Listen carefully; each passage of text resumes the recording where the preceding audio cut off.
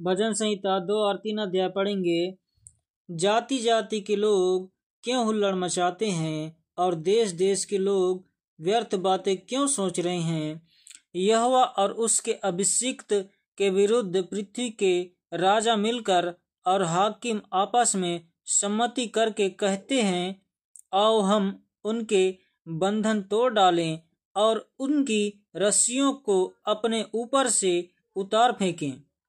वह जो स्वर्ग में विराजमान है हंसेगा, प्रभु हमको ठट्ठों में उड़ाएगा।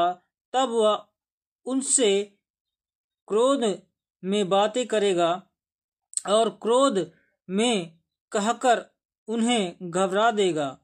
मैं तो अपने ठहराए हुए राजा को अपने पवित्र पर्वत सिय्योन की राजगद्दी पर बैठा चुका हूँ। मैं उस वचन का प्रचार करूँगा जो यहोवा ने मुझसे कहा, तू मेरा पुत्र है, आज तू मुझसे उत्पन्न हुआ। मुझसे मांग और मैं जाति जाति के लोगों को तेरी सम्मति होने के लिए और दूर दूर के देशों को तेरी निज भूमि बनने के लिए दे दूंगा। तू उन्हें लोहे के डंडे से टुकड़े टुकड़े करेगा और तू कुम्हार के बर्तन के समान उन्हें चकनाचूर कर डालेगा।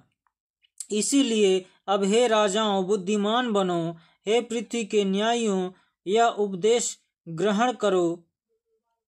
डरते हुए यहोवा की उपासना करो और कांपते हुए मगन हो। पुत्र को चूमो, ऐसा न हो कि वह क्रोध करे और तुम मार्ग ही में नष्ट हो जाओ, क्योंकि क्षण भर में उसका क्रोध भड़कने को है। धन्य है वे जिनका भरोसा उस पर है। भजन संहिता 3 अध्याय। हे यहोवा, मेरे सताने वाले कितने बढ़ गए हैं। वे जो मेरे विरुद्ध उठते हैं बहुत से मेरे प्राण के विषय में कहते हैं कि उसका बचाव परमेश्वर की ओर से नहीं हो सकता। परंतु हे यहोवा, तू तो मेरे चारों ओर मेरी ढाल है। तू मेरी महिमा और मेरे मस्तक का ऊंचा करने वाला है। मैं ऊंचे शब्द से यहोवा को पुकारता हूँ और वह अपने पवित्र पर्वत से मुझे उत्तर देता है।